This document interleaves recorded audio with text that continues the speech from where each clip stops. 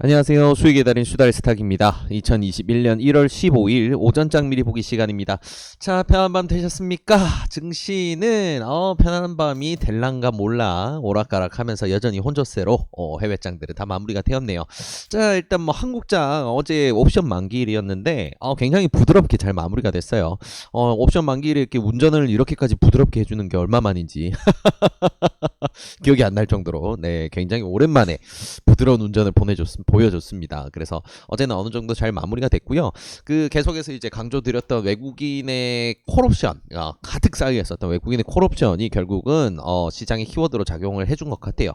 하방 압력이 발생할 때마다 외국인들이 자기네들 포지션을 지키기 위해서 선물 시장으로 자금을 밀어 넣었고 저희 뭐 현물 시장 같은 경우에도 그런 이제 선물 시장의 흐름이 보이다 보니까 어느 정도 따라서 움직였고 장 전체가 그렇게 나쁘진 않았어요. 네, 등락이 꽤 많았는데 등락이 꽤 나오는 종목들도 있긴 했는데 뭐 전체적으로는 크게 나쁘진 않았다. 근데 크게 좋을 것도 없었다. 요 정도 장으로 어제 마무리가 됐죠. 자, 근데 이제 옵션 만기가 끝났기 때문에 외국인들이 콜 포지션은 자동으로 다 청산이 됐습니다. 아마 그 친구들이 그저께 크게 이제 지수가 장중 등락이 굉장히 클 때 코스피 200 지수가 415까지 터치를 했다가 반등을 강하게 했었는데 415나 420 콜을 사서 지금 430이 어제 키워드였던 것 같아요.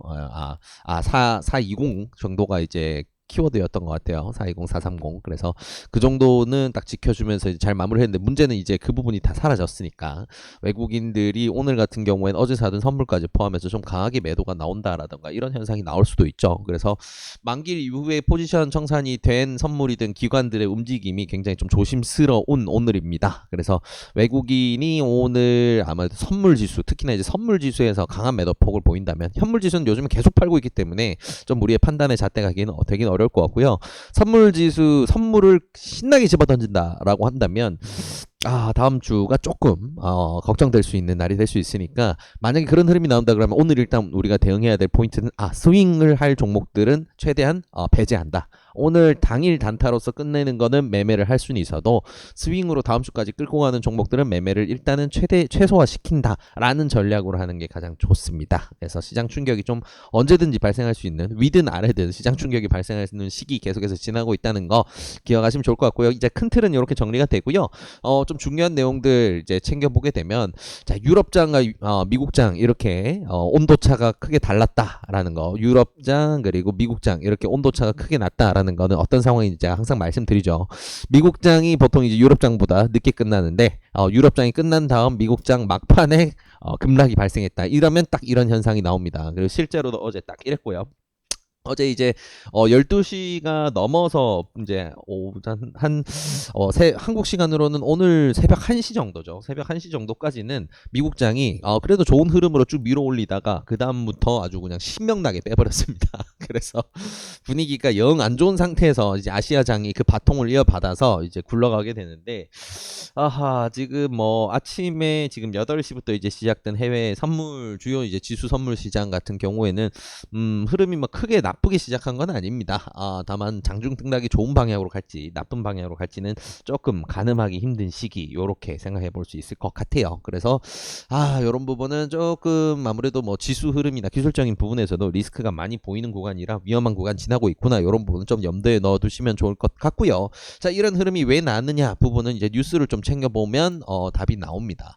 일단 뭐 좋은 뉴스와 나쁜 뉴스가 다 섞여 있었어요. 자, 일단은 이제 우리 미 연준 의장 파월의 발언이 있었어요. 그래서 뭐 최근에 이제 인플레이션 부분이라던가 아니면 이제 코로나를 극복하기 위해 시장의 유동성을 너무 과도하게 공급을 했는데 그러다 보니까 투자 자산들의 가치가 너무 가파르게 뛰어올랐죠. 그래서 뭐 쉽게 말해서 버블이 형성되고 있는 시기라고 우리가 좀 조심해서 판단할 수 있는 이제 그런 부분이 생기고 있다 보니까 자, 각국의 중앙은행들은 경제 시장이 너무 좋지도 너무 나쁘지도 이렇게 하지 않도록 너무 극단으로 가지 않도록 막는 게 각국의 중앙은행이 할 일입니다. 그래서 통화량을 조절하는 거고 그러기 위해서 금리를 조절한다던가 이런 식으로 많이 대책을 세우죠. 자, 근데 지금은 누가 뭐래도 돈이 너무 많이 풀렸고 그래서 증시나 투자 자산들 자산들이 너무 과도하게 올라와 있는 상황이죠. 그러다 보니까 원래 이런 상황이라면 예전에도 한번 말씀드렸지만 중앙은행에서는 금리 인상을 한다던가 아니면 테이퍼링 전략이라고 해서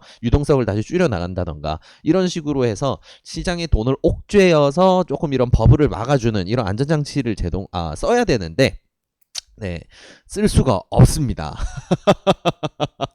네, 쓸 수가 없습니다. 왜냐면 지금 당장 실물 경제가 받은 타격을 극복하는 게 일단 우선이니까 그러지 않으면 버블이 깨지는 수준이 아니고 아예 경제 시장 자체가 박살이 날 수가 있기 때문에 지금은 섣불리 이제 금리를 올린다던가 그러니까 우리가 흔히 얘기하는 출구 전략 자금을 엄청 풀었던 거를 다시 걷어들이면서 출구 전략으로 가는 이런 흐름으로 가기는 힘들다라는 거. 이게 아무리 못해도 올해 말까지는 금리 인상에 대한 걸 현실적으로 진행하기는 힘들 거예요. 그래서 아무래도 이런 반응이 나올 수밖에 없었다. 그래서 이거는 뭐 당연하게 투자 시장에서 너무 당연하게 생각하고 있던 부분이니까 뭐 예상에서 틀어진 부분 없이 내용이 나왔고 또 여기 더해서 이제 바이든 같은 경우에는 이제 뭐 경기 부양을 위해서 이제 지원 자금들 푸는 거 관련된 좋은 이야기도 했고요.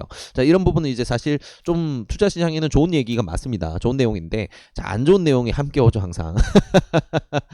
자, 미국의 신규 실업수당 청구 건수가 다시 이제 100만 건에 육박하는 수준으로 올라왔습니다. 그래서 뭐 단순 수치로 봤을 때는 작년 8월 이후에 이제 최다 수준으로 올라오게 됐는데 시장 예상치보다도 굉장히 크게 뛰어 올랐어요. 거의 20만 건 이상 시장 예상치를 뛰어넘어서 더 크게 늘어난 수준이라 이 말은 이제 신규 실업수당을 청구한다는 거는 직업을 잃었다는 거죠. 그래서 실업수당을 탄다는 건데 그만큼 실업자 수가 늘어났다. 그 말은 경기가 실물 경기는 여전히 굉장히 힘든 상황이다. 그리고 정말 최고치라고 할 수 있는 정도로 힘든 상황이다. 정말 투자 자산들과 지금 실물 경제의 갭이 괴리가 이렇게 심하다라는 거를 이런 걸 보면 알 수가 있어요. 자, 근데 보통 이런 뉴스가 사실 굉장히 큰 트리거가 돼서 증시도 그리고 다른 투자 자산들도 아래로 내려 꽂아버리는 그런 흐름이 나와도 이상할 건 없습니다. 근데 증시가 얼마나 강한지 크게 뭐 그렇게까지 임팩트 있는 수준이다 싶을 정도로 밀리거나 그러진 않네요. 오히려 이게 발표됐던 그 딱 시점에서는 오히려 증시가 계속 밀어 올렸어요. 네, 무시하고 올리다가 조금 지나고 나서 증시가 좀 꺾여서 내려오는 이런 흐름이 나왔죠. 그래서 이것만을 보고 이제 증시 떨어지겠네. 내가 인버스를 사야지. 이제 이런 생각 제발 하지 마세요.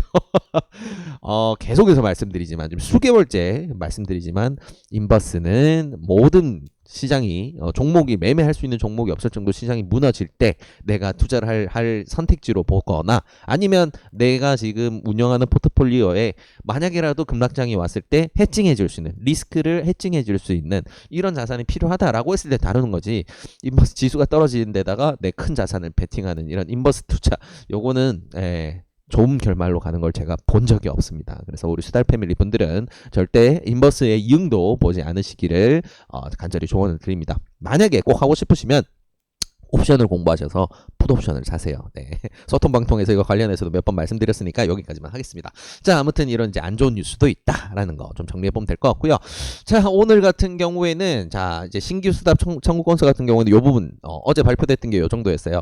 자, 이게 과거에 지난달 발표치 하고 이번 달 발표 예상치가 이제 79만 정도였는데 이번에 발표했던 게 이제 96만 거의 이제 100만 건에 육박을 하죠. 그래서 신규 실업수당 청구 건수가 굉장히 가파르게 늘었다라는 거 볼 수 있고요. 이런 이제 중요 이벤트 같은 경우에는 investing.com에서 경제 캘린더란을 들어가게 되면 볼 수가 있는데 자, 금요일 오늘 같은 경우에도 굉장히 중요한 경제 이벤트들이 꽤 많이 깔려 있습니다. 자, 영국 같은 경우에도 GDP 발표라던가 아니면 제조업 생산 지수 발표 그리고 월간 GDP 변화 발표도 있고요. 그리고 또 저녁으로 가게 되면 미국 같은 경우에는 소매 판매 지수, 생산과 물가 지수, 소매 판매 지수 중요한 지수들 그러니까 지금 민간 경기의 흐름을 보여줄 수 있는 이런 부분에 대한 경기 지표 발표가 굉장히 많습니다. 그래서 이런 부분 같은 경우에는 좀 걱정이 되네요. 아무래도 네 그래서 다음 주가 어떤 방향으로 갈지 우리가 쉬이 예측하기는 너무 힘든 상황이다 보니까 이런 부분을 잘 생각해서 우리가 대응을 해야 되겠다. 이렇게 보시면 좋을 것 같습니다. 자, 일단 그래서 오늘 오전장을 가늠할 수 있는 주요 뉴스들과 지수 흐름들 모두 체크해 봤는데요. 오늘 같은 경우에는 결국 지수가 애매하다 보니까 정치 테마 아니면 어제 장에서 장 막판에 큰 특이점을 보여줬던 이제 박셀 바이오를 비롯한 신규 상장주들, 요 친구들 움직임이 굉장히 재밌는 구간 만들어줄 것 같은데, 이런 친구들 기술적 매매로 대응하는 것 외에는 매매하기가 쉽지 않은 장이 되지 않을까로 정리가 됩니다. 그래서 이런 부분 꼭 참고를 하셔서 오늘 장 대응에도 좋은 결과 있으시길 진심으로 바라겠습니다. 이 영상이 도움이 되셨다면 구독과 좋아요를 통해서 저희 수달싹을 응원해 주시기 바랍니다. 감사합니다.